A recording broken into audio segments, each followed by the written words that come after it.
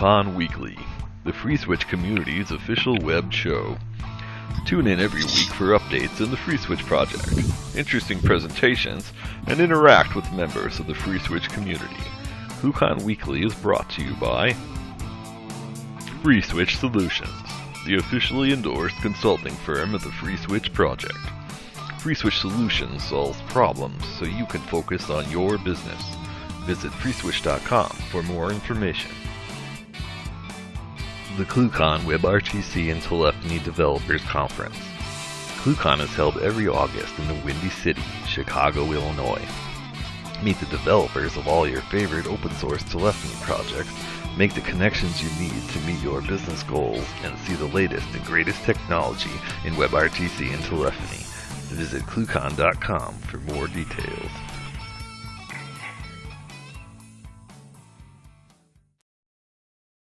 All right, guys, welcome to ClueCon Weekly. Today is February the 17th, and we will have Jun Sun joining us shortly to talk about FreeSwitch and some interesting stuff with FreeSwitch on Amazon EC2 and the like. Before we get to that, just a few announcements and everything. So last week, as you all know, the entire FreeSwitch core team was in Milwaukee visiting Tony and getting things ready to go for planning on what we're going to do for the next year. And a big topic of discussion this year was ClueCon. So that's coming up. As you all know, registration is open. And Mr. West, how are you doing? I'm doing pretty good. Yeah, so you want to bring us up to speed on ClueCon planning and what you can do there, what everybody can do there? All right. Well, as you said, we have registration open. So if you guys have, if you guys need to get registered, do that as soon as possible. If you need me to discuss with your superiors to get you to ClueCon, let me know. I can help you with that. If you have any questions, concerns, if you want to add something to the hackathon or have ideas for the hackathon, don't hesitate to let us know, because this year the hackathon is going to expand a little bit. We're going to have some aspects of IoT and Maker in there as well, and some 3D printing. So don't hesitate to ask questions, give feedback and comments. We'll accept those. And if you guys want to sponsor ClueCon this year, email marketing@cluecon.com. That way, Brian and crew on the ClueCon planning committee will get back in touch with you and let you know what opportunities are available this year. Right. Kathleen and I have started our campaign to reach out to new sponsors. This afternoon we'll be doing some more of that. So if you get a call from us, don't hang up on us. He's not a telemarketer, I promise. He will. He does have fun with them, though. Yeah, definitely look out for that, guys. And also get your ideas for talks at ClueCon ready now. Be on the lookout for that. We will be announcing the call for papers here in the very near term. ClueCon's coming up on us very, very rapidly. It's only 6 months away now. Less than 6 months away, so you definitely want to get ready to go. Sounds like a long time, but trust me, it really is not. Miss Kathleen, how are you doing today? I'm doing pretty well. This week we had a nice little feature. Mod Call Center added a real-time counter for calls in a queue. So that's the cool little thing to check out for this week. And then I'm going to reiterate kind of what you said, Ken. ClueCon is coming up, and it's coming up pretty quickly. Not only do you need to go and get registered, guys, so that we have you, it makes our job so much easier. The earlier and sooner you do it, because then we have our counts and we can coordinate better.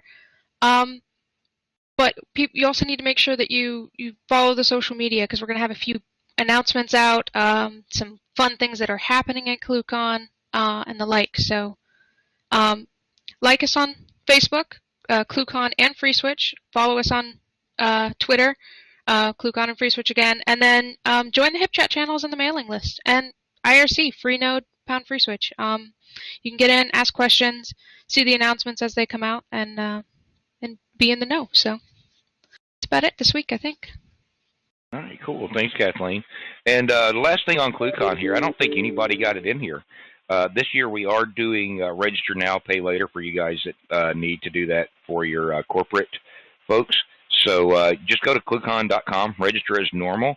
You can go ahead and register with select the buy now, pay later option on there. And what will get is an invoice that's not due until the first week of July. So you can turn that in on your expense report and your normal things and not give your bean counters a heart attack. So you guys can take care of that. So I think that was our biggest request from last year at ClueCon, is a way to do that. So we've made that available. So you guys keep an eye out for that. All right. So let's get going here. This week we've got Jun Sun. Jun, how are you doing today? Pretty good, Ken. So you want to introduce yourself and let everybody know what you're working on there, and then when you're ready, we'll get your screen share going. Okay, sounds great. Thanks. So yeah, my name is Jun, and thank you, Free Switch Solutions and ClueCon for giving me a chance to talk about the work me and my friends have been doing, which is very much related to Free Switch. I hope you like it. So. A little bit of background about the company called NetSpectrum. So I started the company about almost 9 years ago. So we started with smart SIM and mobile payment. And eventually we did a little mobile international call app. That's how we get into telecommunication field. Obviously, at that time, we were just using other people's switch platform. But quickly, what we found out is, the existing platform was not very flexible to support kind of use cases we want to support. So we looked into the option: can we actually, do our own free switch, the soft switch platform to support the use cases, give a more friendly user experience. So that's how we start looking. And at that time, I think the market really just have two open source very popular. One is Free Switch. The other is the what's the other name? So my mind went blank right now. But anyway, it's not important. So what we found is. Free Switch is very nice, modular, clean written, and they have very nice control. The RPC, the APIs.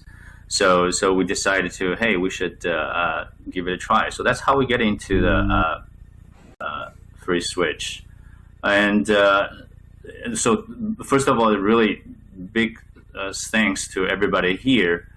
Who have produced such an excellent piece of software, make it so useful, so powerful. So we're really grateful for that. So since then, kind of NetSpectrum itself has gone up and downs.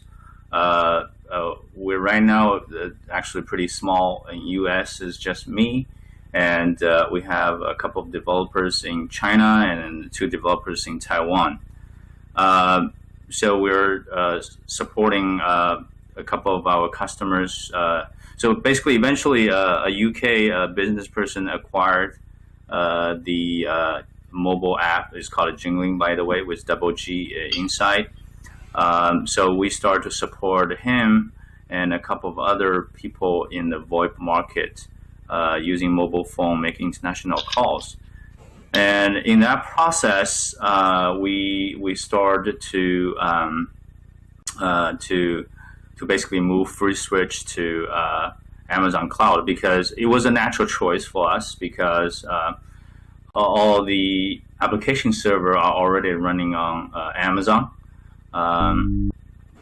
and it's just so natural to extend the VoIP part to Amazon. So that's how we went further. Try to get the Free Switch running on Amazon, and then we kind of did that a couple of times, and did a little bit of a performance study and find out the Amazon Linux seems to have a little bit of performance edge over other distros. So we spent a little bit of time to make sure FreeSwitch runs on the Amazon Linux. And then, so we did that to support that English businessman, and then through him, there's a couple of other sort of customers also interested in that. So then we kind of said, hey, this thing seems to have a market, and people seem to be pretty interested to run the FreeSwitch and later on Fusion PBX on the Amazon cloud. So by that time, just accidentally, we also actually already did an Amazon image on networking area security. It's basically a Vieta security OS image. So we already got some experience with how to cranking up Amazon AMI images. So when these two come together, it seems relatively straightforward for us to put it up and see how it works, whether people need it, how the market reacts. So that's what we eventually did end of last year. So which is really, I believe FreeSwitch AMI was out in October. So it really only has been 3 months. And then after we sent that out, we got a couple of feedbacks. People says, look, can you do a Fusion PBX on top? So then we spent a little bit of time to integrate add the Fusion PBX on top. So right now there are two products, AMI products on Amazon Marketplace. One is just the plain FreeSwitch, and the other is the Fusion PBX / FreeSwitch. So that's about a little bit a short history about us and how we come about to crank up those two products. Fusion PBX is in the market. It's even shorter. I think it's only I believe it's in last month, January. So it's only a little bit over 1 month, also 1.5 months. So hopefully, this is the beginning of some success, and hopefully this is also helps the FreeSwitch community to gain more market share, gain more tractions, and definitely we're looking to for that to collaborate with these communities too. So that said, personally, I myself, can't claim myself to be FreeSwitch expert, but however, I'm happy to. For the rest of the session, happy to show around how our products can help you speed up deployment quickly on the Amazon cloud without all this installation, stuff. So that's what I'm going to do next. So it's kind of interesting for me to give a presentation in this webcasting scenario, so because but bear with me. Hopefully you get it, because one of the reason is I don't really get people feedback. So let me know if I'm speaking too fast, or if there's interesting topics you wanna talk about, want me covered. Yeah, and don't forget, guys, for everybody listening. June will take questions, so you guys let us know. We're monitoring IRC and the ClueCon Hip Chat and FreeSwitch Hip Chat rooms, and there is a chat here. So if you guys have questions when he's ready for them, or if he wants them at any time, you guys chime in. So you about ready for your screen share, June? Yeah. Okay, let's go ahead and get this thing in the right mode. And there we go. All right, so right here, I'm just going to show, first of all, just a browser here, and we're going to go to the Amazon AWS Marketplace. So we're going to do a FreeSwitch search just to show the product listing. So surprisingly, we see NetSpectron's two AMI products there. One is just a plain, like I said earlier, plain free switch VoIP platform, 64-bit, and the other one is the free switch plus Fusion PBX. So let's take a look of what it says here. I guess it's kind of boring to go through this. I'm not gonna just go through this. There's a interesting thing here is really the key message here is really, with this AMI, you're supposed to be able to just fire the instance and then being able to connect the client to that to make VoIP calls. And with Fusion PBX, obviously you are able to have a GUI interface to interact with it pretty quickly. So right now what I'm going to do is I'm just going to show you how easy this process is. So by going to my own Amazon account, so you see 3 instances, actually one there, 2 I did a little bit earlier, already terminate. So I'm just going to do a live launch of the product to see how easy the process is. So you go to Marketplace and you do free switch. So let's do the free switch first. So you just click on it and you select the instance type. We recommend the M4, which seems to have better networking consistency. But for a lot of practical purpose, we found out all the T2 class works just fine, especially under low workload. So I'm just going to be cheap and launch a macro instance here. So we're going to go there. And those are the standard network, nothing fancy there. You don't even have to modify anything. Just 8 gig might be fine, but if it's not 8 gig, feel free to increase. So let's say this is free switch demo 1.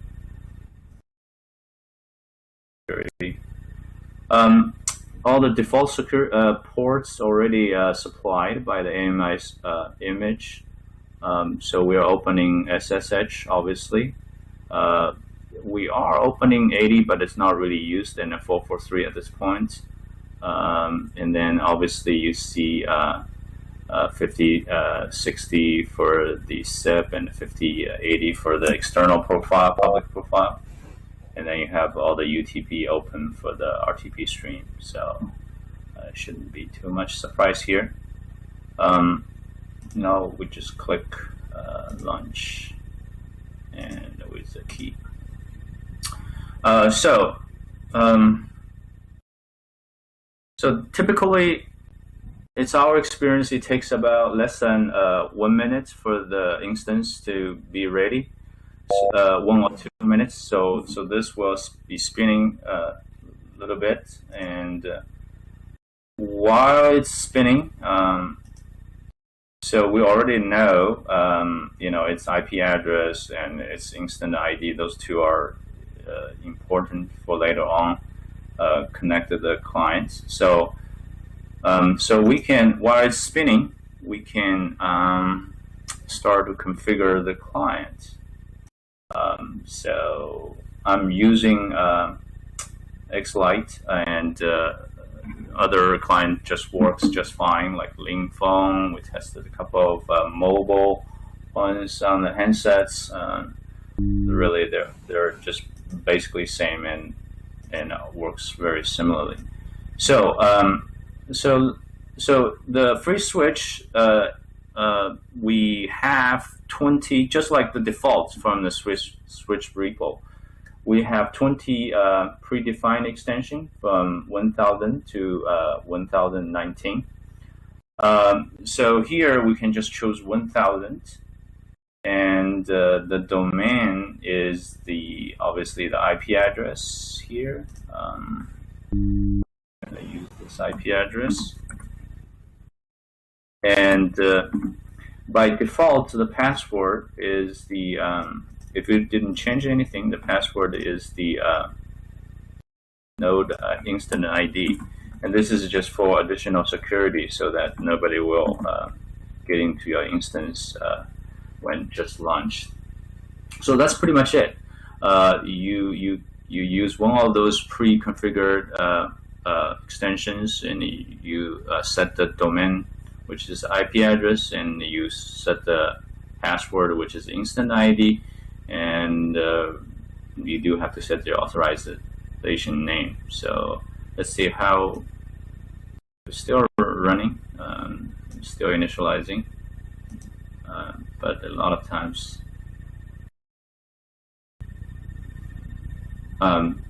So anyway, at this point, I think the machine is still booting up.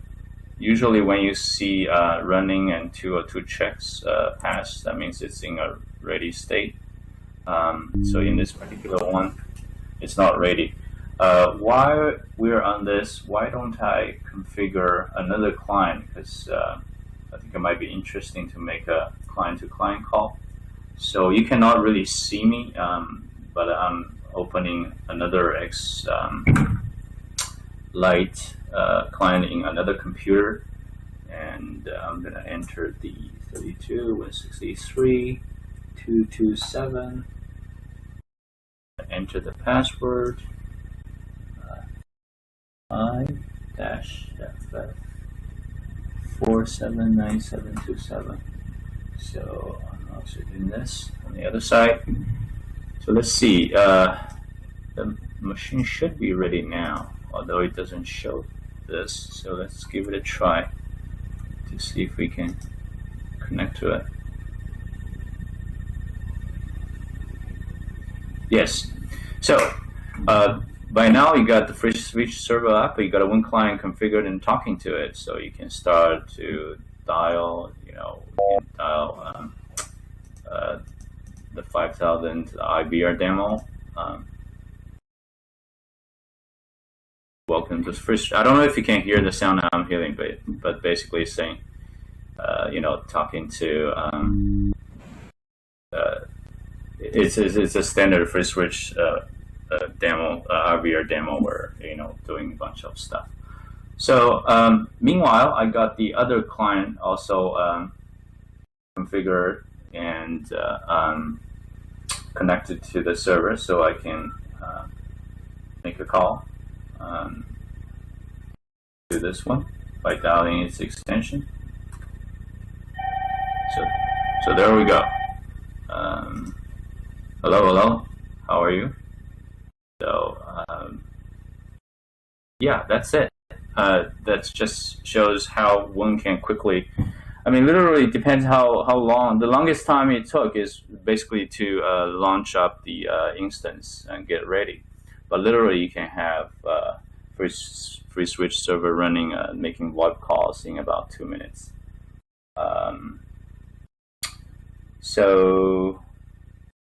And obviously, in order to explore more features, you have to do the normal sort of configurations to log into the instance, and adding like VoIP gateways to make PSTN calls, things like that. So those are belongs to the sort of more core FreeSwitch admin configuration domain, which I won't get into. The part I think, yeah. So I think those are probably many of you probably are better than me, more qualified to talk about how that's gonna work for you. So I think that's about it on the FreeSwitch side. I guess if no more questions, I don't see any questions, so I'm going to move on to Fusion PBX. So just to begin to show how easy and quickly you can deploy one. Okay, so you do the similar drill. You launch an instance, and then you go to you search for FreeSwitch, and you select Fusion PBX. Again, a macro would just work fine here. Hey, June, can you hear me? Oh, there we go. Hey, June, actually, I've got a question for you real quick. Okay. And it's on these on the AMI images here. What are those based on as far as like package management system for that? Is that like a Yum based platform? You mean like how we sort of packaging all this stuff into this image? Yeah, well, once you install FreeSwitch on it, I mean, are you guys installing that from like RPMs, or what do they do on there for people that, so like, I've got FreeSwitch on there, but I want some other packages that you may not include on the image? Got it. Yeah, so the base OS we're using is Amazon Linux. Amazon Linux is derived from the Fedora and CentOS. So they are all using YAM, RPM based packaging managing system. So you pretty much just use YAM, like you said. Okay. Oh, cool. Yeah. Good question. So yeah, if no more questions, so we're gonna continue with Fusion PBX. So then we will just do the same drill. You come in here and you select the Fusion PBX image, and then like I said, we're just going to use a macro instance for this purpose. Standard storage. We can say X demo1 30. Again, this configuration actually is the same for FreeSwitch. That's where we need 80 and 443 in the previous case. So we're just gonna select the default one, which seems to be fine, and then we launch.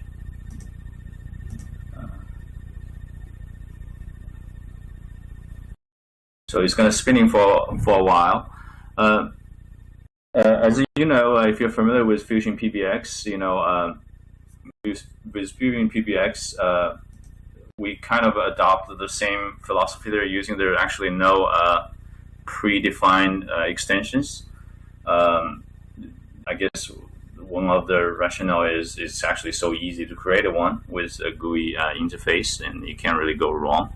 So actually, there's no pre-existing extensions.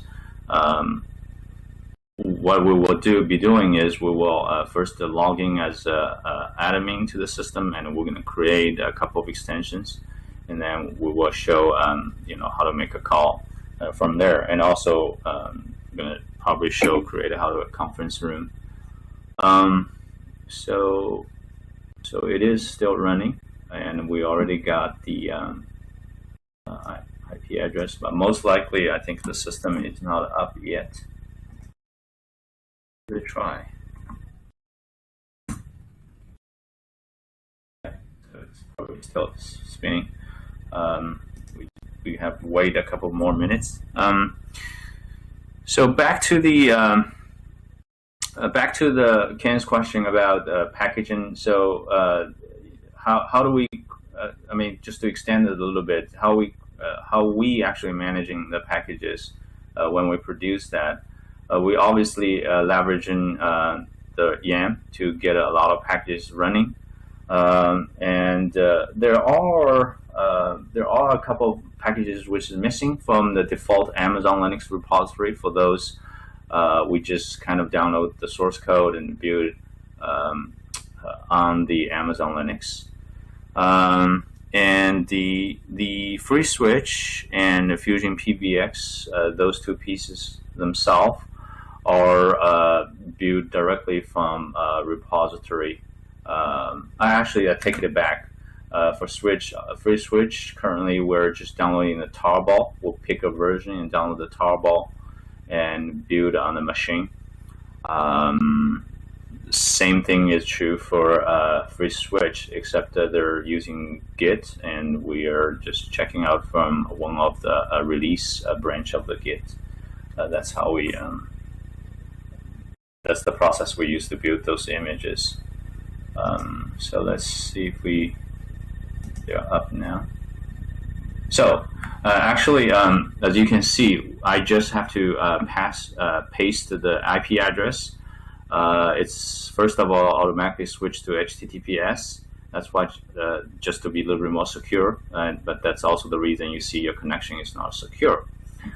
So what you have to do is you click Advanced and add exceptions, confirm. I don't have to permanently stop, just confirm. So you get a pretty familiar Fusion PBX login here. And the user is admin. Do that. The password, again, we're using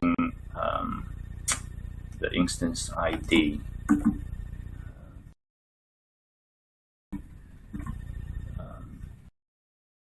Now, ever. So again, this gives us the Fusion PBX admin interface. I'm not going to bore everybody here by going through that, and again, I'm probably not the best person to go through how Fusion PBX works. What I will do is just to show you, and really not too much different. This configuration-wise, really is not too much difference from the stock one you're gonna get. So what I'm gonna do just for fun and quickly create a couple of extensions and make a call. So I'll create a 1000, and the rest is just the same. You save, and I want to change the password because it's a pain to type their password. So I do want to change this to something easy. Save it. Okay, so now let's just, while we're here, let's just create another one in case we want to show different scenario. So by the way, we created 1000, and let's create 1001. Again, I'm going to change the password to something easier to remember and type. So I got two extensions created, and the next thing to do is same drill. Let's go configure it. In this case, you see this is the IP address, and you pass the address. The password is the one I just changed. We got it connected. So I don't think this one has 5,000 there, but let me just give it a try. Yeah, that's because FreeSwitch actually removed that IVR demo. But I could certainly configure the second instance. It's going to be off screen for a little bit, but I'm configuring the second X-Lite client here, and 1, 2, 3, 4, 5, 6, 7, 8. So I think it's right. So let's see, it connects. So yeah, after the second client is connected, I can make a call. So as you can see, you can quickly do a call with Fusion PBX as well. So I mean, there are some other things really are the strength or benefit of the Fusion PBX.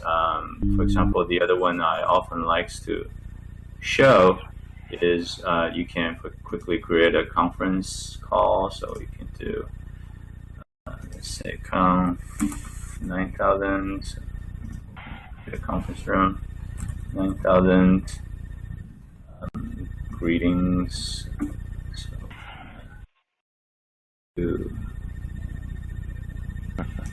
Welcome, and then ping 3, true, save. So you can quickly create a conference room.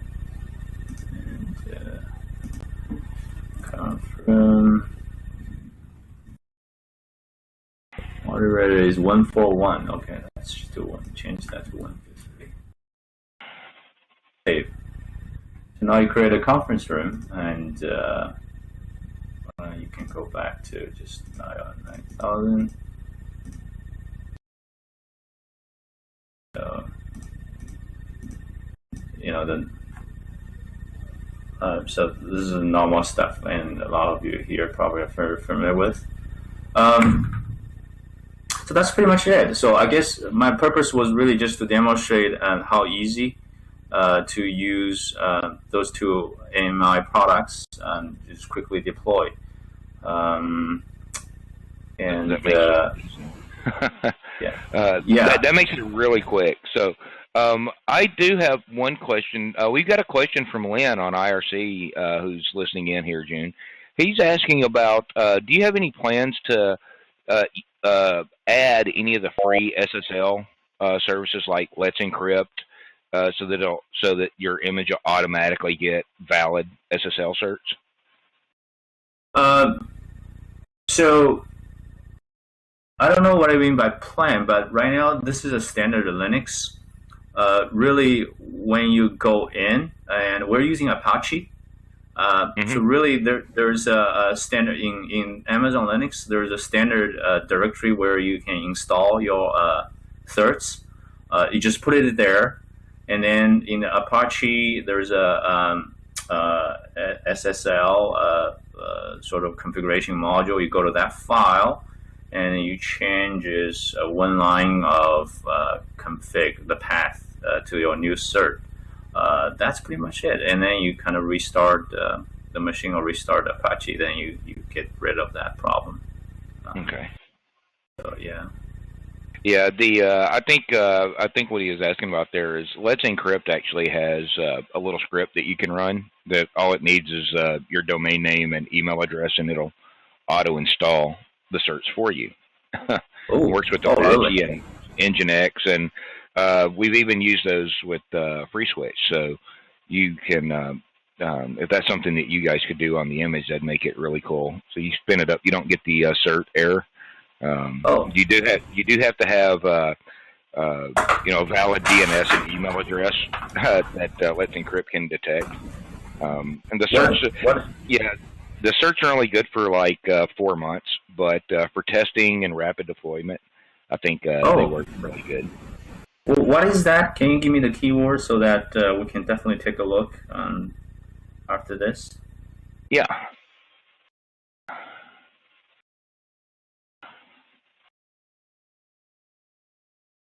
Are you typing? What is the keyword? Yeah, I'm gonna type it in. It's just Let's Encrypt.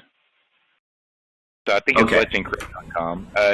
They're being backed by companies like Google and Mozilla and those guys to help make it where you can get really free certs that are already in the browser's root cache, so you don't have to deal with self-signed certs and all that other good fun stuff.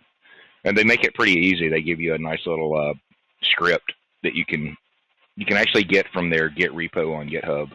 Run the script, and next thing you know, boom, you've got certs installed. And we're working on the document.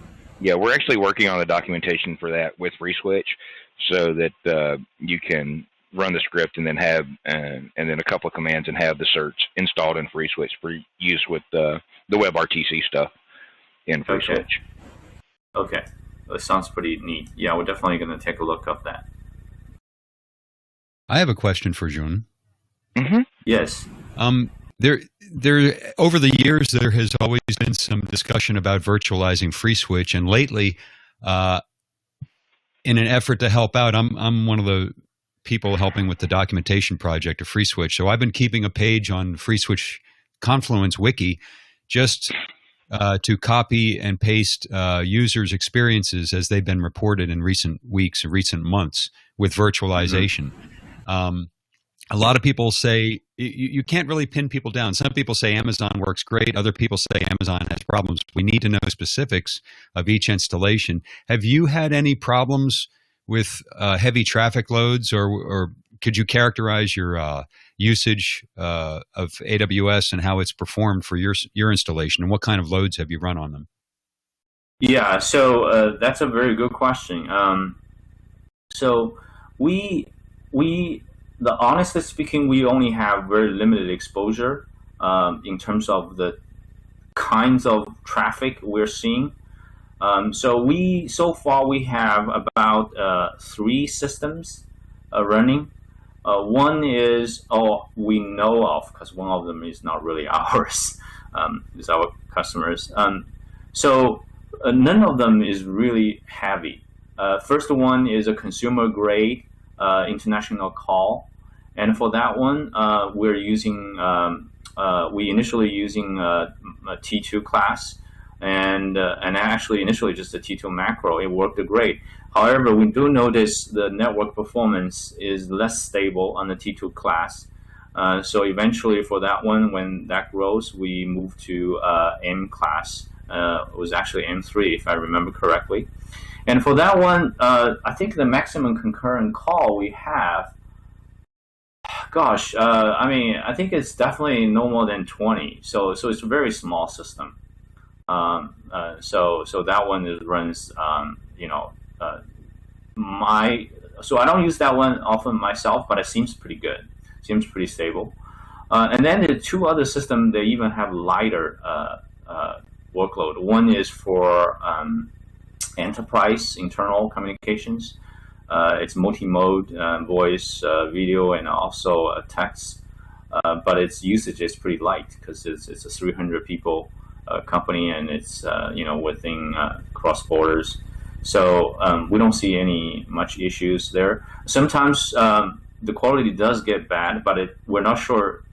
In those cases, or in most of those cases, we believe it's not an Amazon issue. It's just general the company going to internet issue. And then we have another one which is really in its infancy. Only have we probably even have less than 5 concurrent calls at this point. It's for consumer. It's pure VoIP based to PSTN. So we don't see any issue. But quality does varies quite a bit on the third one. And also what we notice is it's interesting. It's anecdotal. The T2 class seems to getting a little bit worse in the recent months than when it's initially launched. When it's initially launched, it was beautiful. So right now we do see some stress on the networking side. It does have more variance, let's put it that way. Most of the time it's good, but there are times that seems to be caused by networking. The CPU load was in all 3 cases has never been the issue.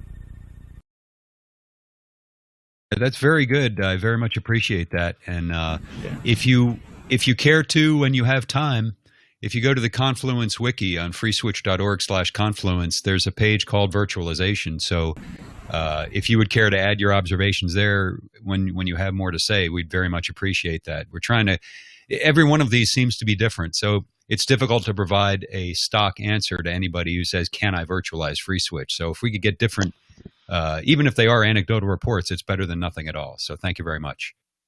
Okay. Also, I would like to mention that he made the same observation I did when it came to EC2 by using Amazon Linux. The assumption on my part was that Amazon spent the time to optimize it for their platform. Yeah, I concur that. We run Amazon and we ran Ubuntu, and it was just so obvious that Amazon Linux is just more responsive. We didn't bother to figure out why, but it was pretty obvious. So that's why we spent some effort to actually get it running on Amazon Linux.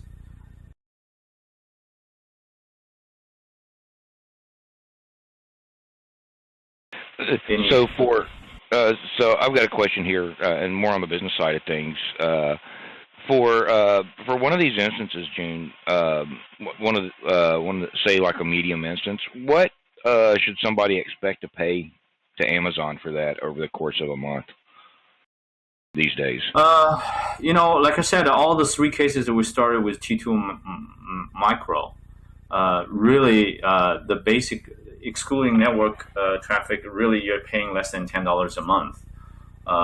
The ones with M3, you're paying to $20 some ish a month. And then the networking itself is really, it depends on the volume. So for most users, it's not an issue because you got a more volume, you probably make more money anyway. So. Yep. All right, cool. And networking is actually pretty cheap because I think it's 1 gig. And first of all, you only charge one way, only charge for incoming, so that's good. And 1 gig is $9, something like that. So for voice, it's not an issue at all. It's not a big cost at all. That's a gigabit per month? Yeah, I think. Anyway, it's not a very expensive for voice. Yeah. Amazon. Yeah. Now, I know some of us like to do ungodly amounts of transfer. Isn't that right, Brian? Yep. Okay. I think the first month Brian got his new internet connection, he did something like I don't know, about a terabyte or. No, I did like 16 terabyte. There you go. See. That was at home, so you never know what people are going to do these days. Well, all right, cool. So, we're getting close to the end of the hour here. So, does anybody else have any questions for Jun? All right, cool. We're going to go ahead and wrap this thing up. So, hold on just 1 second here. So, thanks, guys, for coming out this week. We really appreciate it, Jun, and the rest of you guys. Be sure to follow us on Twitter, like us on Facebook. You can hit the subscribe button down below. Also, we'll be posting the links for where you can find out all the information today in the notes below.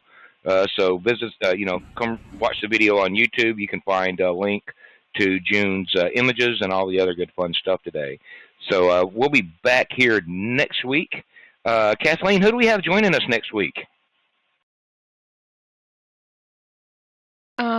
Let me check the calendar. I lost next week we have Fred Posner from Comma Elio.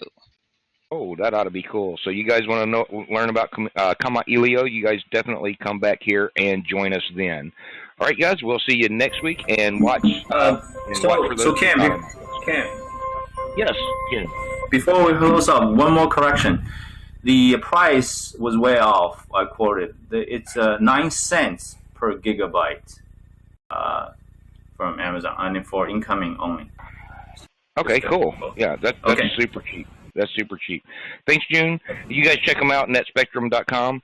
And also, just remember, go to AWS. You search FreeSwitch there, looking for your images, and you will find them.